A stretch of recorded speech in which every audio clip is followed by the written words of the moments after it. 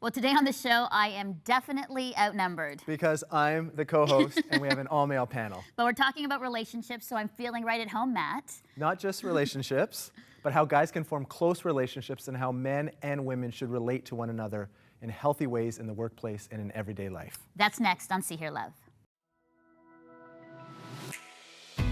You are seen, you are heard, you are loved by God. You're not alone, you're fully known, you are loved by God.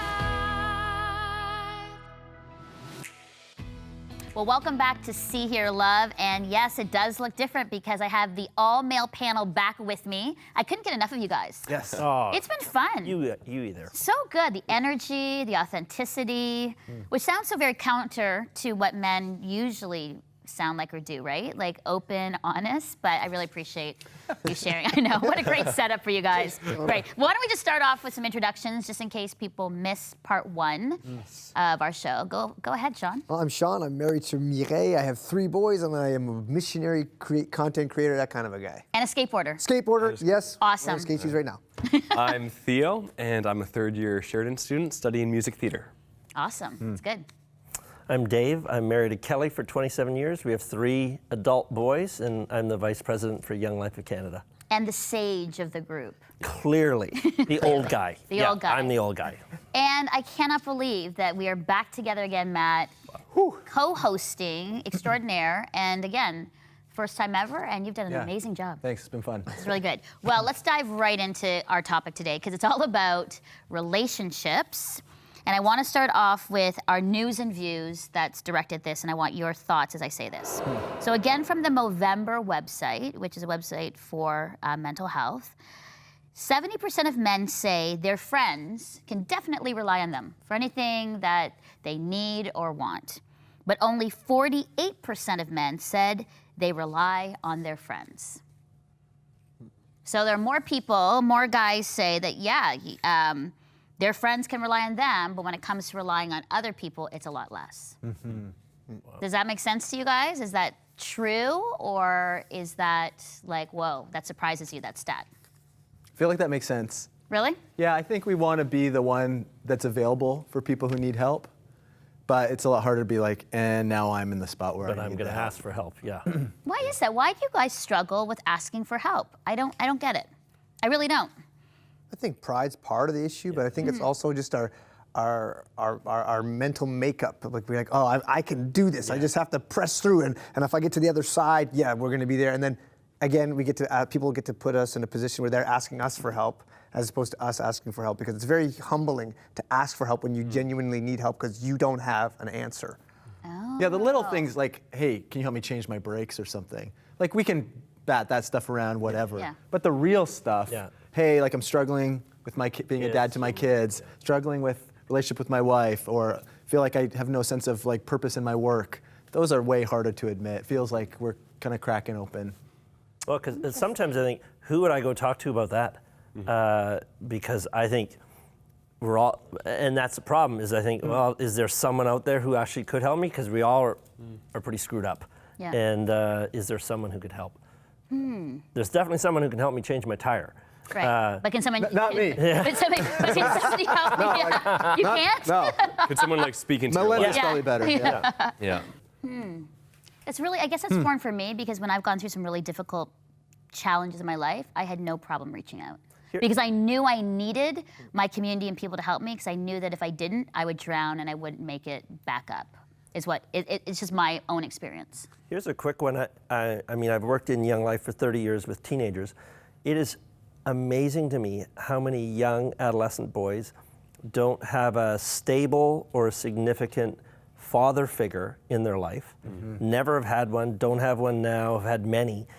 And so who's their role model that they're looking to who's going to help answer some of this stuff for them? They just don't have one. So then they grow up into their 20s, 30s, 40s, 50s. Go, okay, well, I guess I've had to do it by myself and rely on myself alone. I think it's good. I mean, it's learning and listening for me as I hear this, because I think as a woman, to encourage men to say, it's okay to ask for help, and to rely on others. It doesn't show weakness. It actually shows strength to ask, right? And if you want to get healthy or step forward, you're going to need help from people. It's that song, a little help from your friends, right? You got to get a little help from your friends. Yeah. Definitely. Maybe Theo should sing that after. Awesome thoughts, you guys. Thank you so much for that in our news and views. When we come back, we'll discuss together why so many guys seem to struggle and lack a best friend. Check out the See Hear Love podcast and get the backstory. Yeah. Get the inside scoop on real issues and real answers on common challenges we all face in relationships and in life. Find See Hear Love on Apple Podcasts. So I'm really looking forward to this next discussion because it actually came out of a conversation I had with my girlfriends who were kind of complaining to say, how come my husband does not have a best friend? It's cool that I'm their best friend. But when I say, okay, it's time for you to go talk to your guy about these issues, they're like, I don't have somebody. And after a whole dinner, I was like, that seems like a big issue because a lot of the women around me were saying the same thing. Our husbands do not have a go-to guy to talk about real deep issues. So I'm throwing it out to you because you're going to answer the question for all of the women in the world who struggle that their husbands do not have best friends. Get a friend. Get a friend. So first of all, I think is why not? Why not? Why do guys not have the go-to guy where they can be like deep dive, share, cry, and be vulnerable with? How come? I think sometimes there's a different expectation of what I think a best friend is different than what Kelly's is. I don't need to use 10,000 words to have a great conversation with my buddy. Flip side, I think as well to say, I think I'm just lazy sometimes. Like it costs something, and I think, do I want to work that hard? And so I take the easy route, and men take the easy route sometimes. Wow, okay. So being lazy, I just don't want to work hard at a relationship. Yeah. Okay. I think that from, like, I come from a sports background, and now outside of the sports background and looking at like all of the things that pull on you, there's so many things pulling on you. And I'm sure as any parent has done, when 9 o'clock hits and everybody is totally out and my wife is sleeping, I'm like on the couch and I'm like, I don't know what to do with myself, but I like the hum. I can hear the hum of the electronics doing nothing. And I'm like, oh, this is good.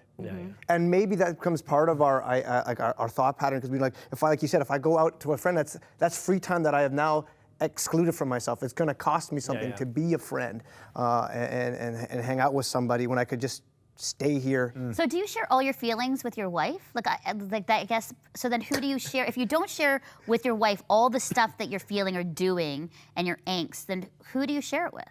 I love how you set up the question, because you said your adjectives were someone to sit down and share with, be vulnerable with, and cry with. And I'm like, I don't know how many guys would define a best friend as with those adjectives. So okay, so off my the top. definition then is different as a woman. Not that those things we want someone to share and talk about life with. Sometimes we need to be vulnerable. Sometimes that may even tip into emotion, and you call it your friend. Okay. But it's interesting that your 3 words would be like, oh yeah, well I got no friends. Okay. I do think though, part of my dynamic being a pastor has really impacted and shaped. I would say I had lots of friends in my teens and 20s, and then became a youth pastor. I felt like that kind of weeded out some people, different pastoral roles, and now as like a senior pastor, church planter, overseeing church planting for a network. It feels like lonelier, to be honest. And it's not that friends have deserted, but I feel like your pool of available friendships is narrower. And I don't know if that's because I've changed. I have definitely changed. If it's an age and stage thing, but I think sometimes kind of what I do and what I sense God calling me into, and as I chase after that, sometimes limits. I've talked to people before in different leadership roles, and they say, as you kind of grow older and have maybe different positions of influence, I don't want to say more significant, but different positions of influence, it becomes lonelier. Yes. And so I don't know what to do with all that, but I think it's true. I think there are... I would agree. You would, Dave? 100% Yeah, agree. okay. I think it's just a reality. And I think the nervousness factor is I need to still continue to reach out to some of the best friends who live across the country. And it's easy to take them for granted because we've had a rich history together. But I think, be intentional, because otherwise, 5 years will pass and go, oh gosh, now all I'm doing is catching up on news as opposed to moving ahead. But do you all see the benefit of a best friend? Absolutely. You really do. Yeah, for sure. You do. Okay, because at first, the way it sounded at first, I'm like, maybe they don't need best guy friends. Maybe I assume that every guy needs a go-to guy. But you're all saying, yeah. Oh, for sure. And can I also say that it's really unique to me sometimes that where you say, and some of your girlfriends, we just need our husbands to go to someone else. I think often that isn't the case that some guys are experiencing in their marriages, where if they try to maintain, it can feel like, but what about me? I want to be that person. And I think part of that is, figuring out especially in a marriage dynamic, what does it look like? Who can I be for you and who am I not for you? And where do other people play in? And that's part of like learning how you interact with your spouse and discovering all that. To get to the point where you're like, man, that's not my convo. You need to go talk to someone. Yeah. Well, and as a woman, what would you say then to encourage women on how to encourage their husband or, man friend to go find friends? Like, I don't want to be a nagging wife. Now I have a uniqueness where, Chris has a best friend, so it's been a really interesting, unique experience because I'll say, go talk to Nick, and he'll say, go talk to Mars, so we have that. But what can women do then to really encourage men to maybe step out and find a friend? Well, I think would you Matt say? kind of touched on like those three things that you defined as like what would be a friend. And then we look back and like, well, maybe not particularly. And then the way that our relationship as friends with another man might look a lot different, but the relationship is just as significant. Like when I go out fishing with one of my buddies, we're really good friends. But if you were to take maybe a generalization of how much words were talked between the three of us, Yes, totally. like you'd be like, what's going on? And they just spent 6 hours together. What you talking and it was about? the best time of their life. Like you'd hear like me, I'd be like, hook up. And I'm on the fish, and then get the net. That's the whole conversation. And then That's quality Wow. time. Best friend, That's shared quality time. shared experience. Shared experience, right. So Yeah. it's not always talking and sharing, but Totally. shared experience that you're there for them. Totally. Yeah. Okay. This is learning. I think that's good. I think this is just starting the conversation as we go into relationships. But I think it's good. And maybe I just need to redefine friendships differently for men and for women, possibly. I say this out of love for you guys and for men to say, I want sort of this fullness and robust experience of life. And I find that with friends, and that's what I hope you do and men do too. So it comes from a good place, right? That's why I say I'm so aware of when there's trauma or loss or injury or pain, I better have somebody I can go to. Yeah, that's good. Well, speaking of relationships and working through friendships and best friends, let's go now to Song and Story with Brooke, Steve, and Joanna as they share their song and their story and encourage us today. Thanks, Mel. Wow, it's so encouraging to hear, I don't know, that you want to find these relationships, these godly relationships around you, whether that's like a relationship or a friendship with another man or female. The song that comes to me for this week is Build My Life. There's this line that says, fill me with your heart and lead me in your love to those around me. Yeah. And I just think what a prayer to not only just sing, but to pray that we would be filled And led with God's love, Yeah. and that He would open our eyes. Yeah. That's right. So this is Build My Life.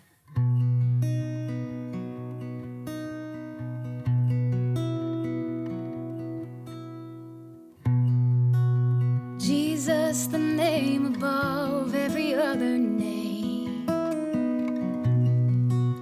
Jesus, the only one who could ever save. Worthy of every breath we could ever breathe. We live for you. We live for you. Holy, there is no one like you. There is none besides you. Open up my eyes in wonder.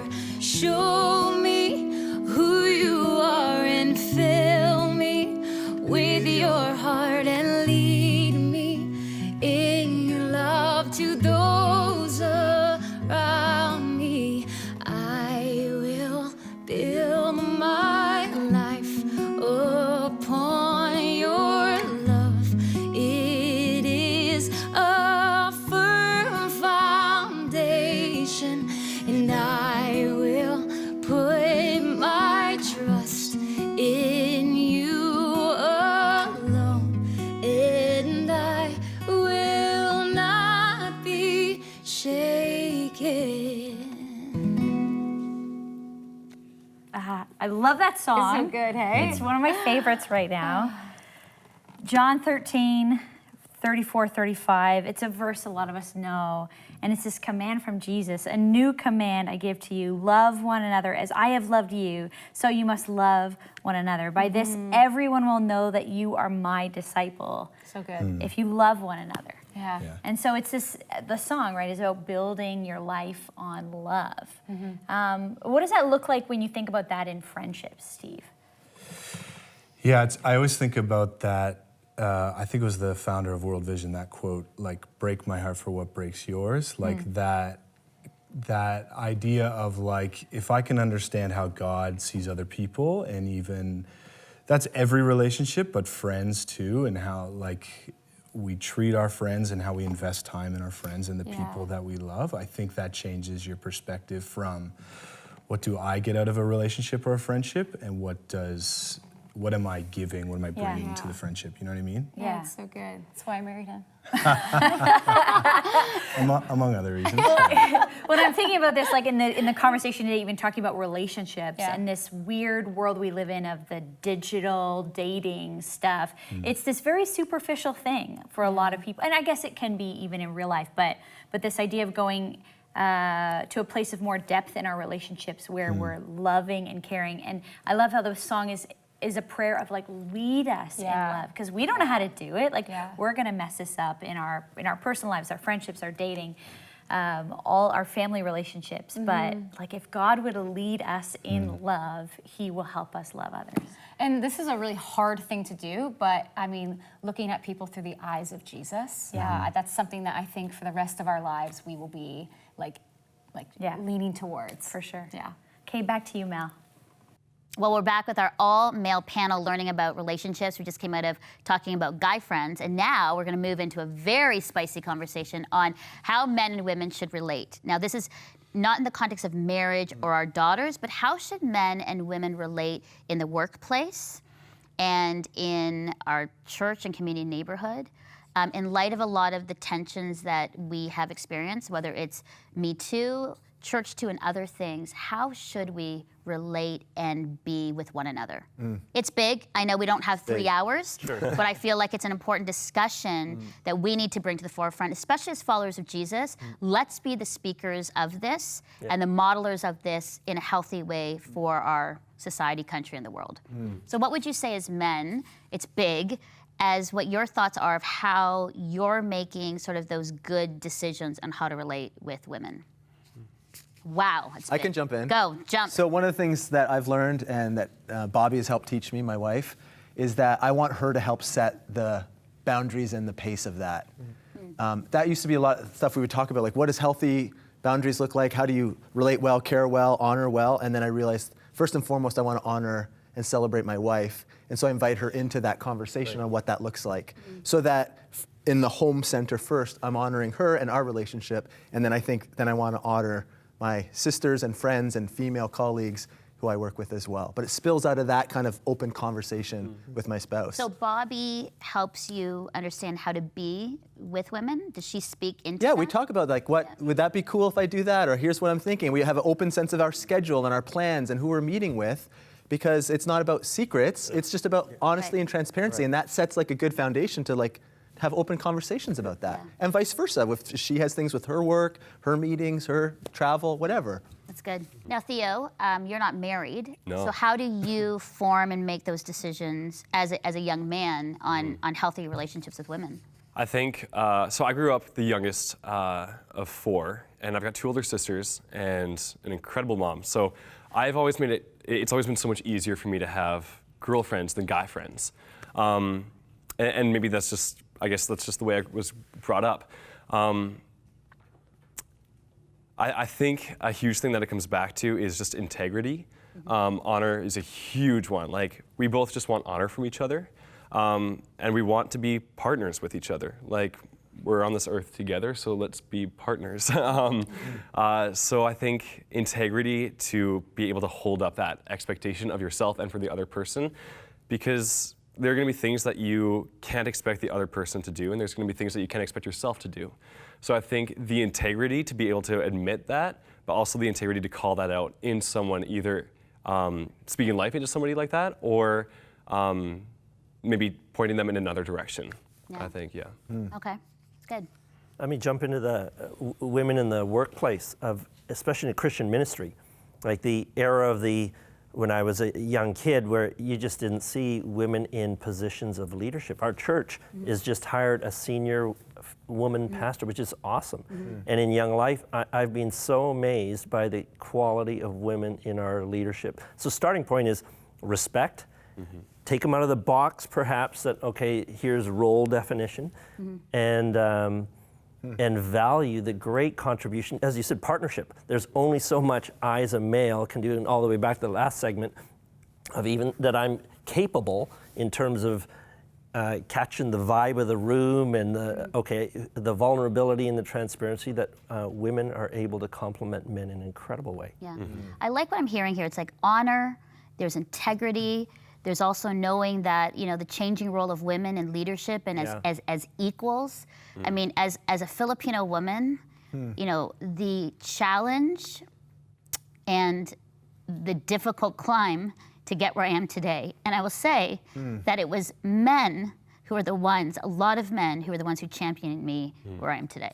And so I'm so grateful for them, but that's what it takes. It's, I think, in honoring one another, it's not a competition, it's not a pushing down to get ahead, it's really a place of like openness to say, we're all in this together, created by God equally, and how can we help one another? And women as well. I know, I'll be honest, you guys, there's a lot of women bashing of men. We have not been so encouraging of you in spaces, and we need to be better at that. And I think for men to be voice of equality and honor for women is important.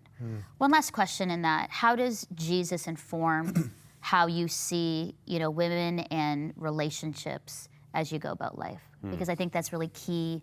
As we follow Jesus, how does he inform those relationships? I always go back. One of my favorite stories is just like when the Pharisees bring out the woman that was caught in adultery, and they're like, well, in the Mosaic law, it says, we should stone her. They never bring up the point of like what those guys were doing that noticed that she was getting caught in adultery.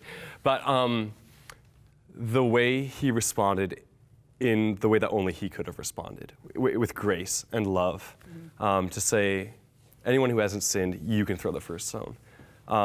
It equalizes everything immediately and says, again, we're all in this together.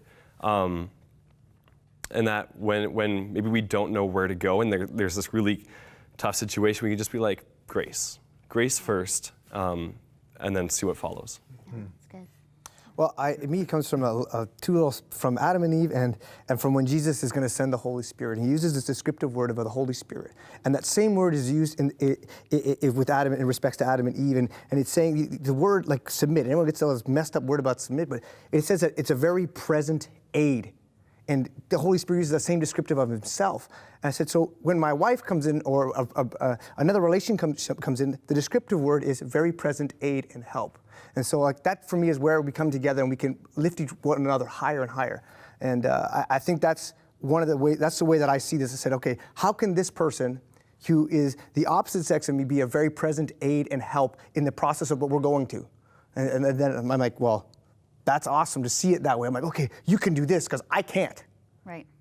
So now we can go to this whole nother level. Yeah, that's good. John chapter 4 is one of my favorite stories. Jesus and the Samaritan woman at the well. Oh, yeah. And how he comes alongside a woman who clearly is an outcast, but by the end, he's empowered this woman to be an incredible missionary. And how do we take our cue from Jesus? Come alongside and empower them to be all they can. Yeah. Beautiful. Yeah, awesome. Take it home, Pastor. Yeah. Well, I would just say, I just want to encourage you, Mel, because I think one of the best ways we honor God, follow the example of Jesus, is to call out the beautiful things that we see in each other and allow them to flourish and grow. When it's not about competition or status or power, it's about seeing who God's created someone to be and naming that and calling them out. So even as you have chased after this and invited us to be a part of this conversation, like we get to learn and grow together also because people have called that out of you and you're doing that to others. And I think that's what it should look like, this other-centered, mutual submission, love that Jesus good. models. I love that. Gonna get a little teary, Matt. It's beautiful. Thank you. Guys, thank you. Great thoughts. And I think this conversation could go on and on and on because I think it's so important that together we encourage, honor one another, and lift each other up. So thanks so much. Thanks. We're now going to go to Coach Drew, who's been listening in, and he has some thoughts and ideas on what it means to have healthy, good relationships with each other.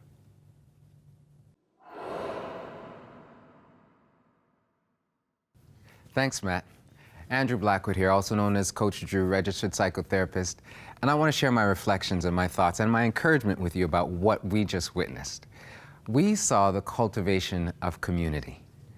We saw them talk about some of the similarities about men and the challenges being raised in an environment where competition is just what we do.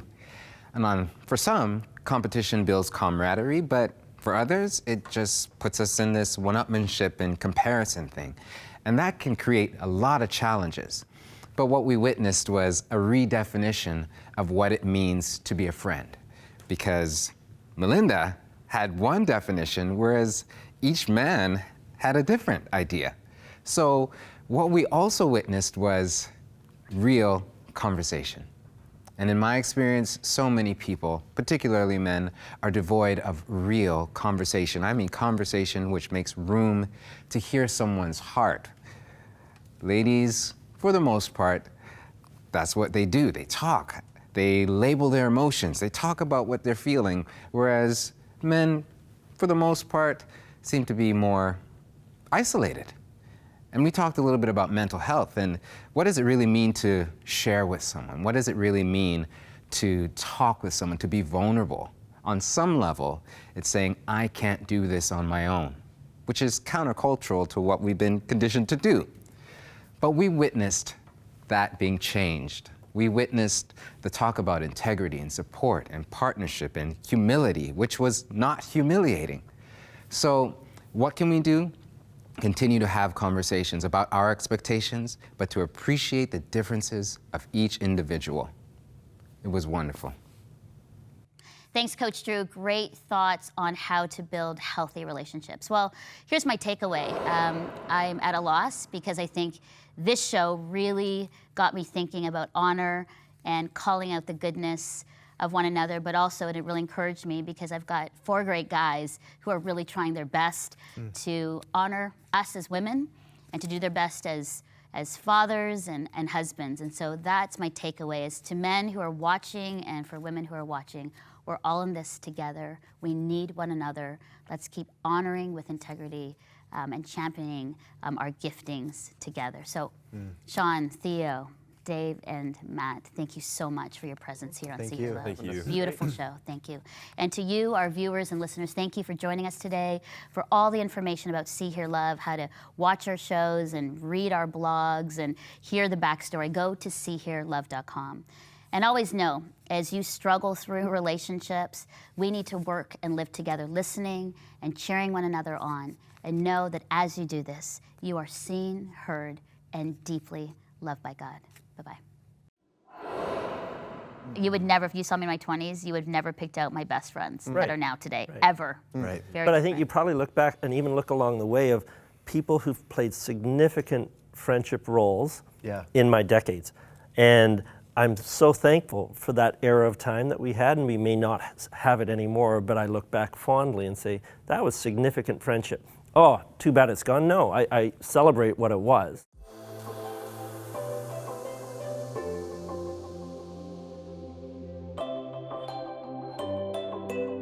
Melinda's Hair by Paolo Marola. Melinda's Clothing sponsored by Denise Boutiques. Clothes for every woman. Shop denise.ca.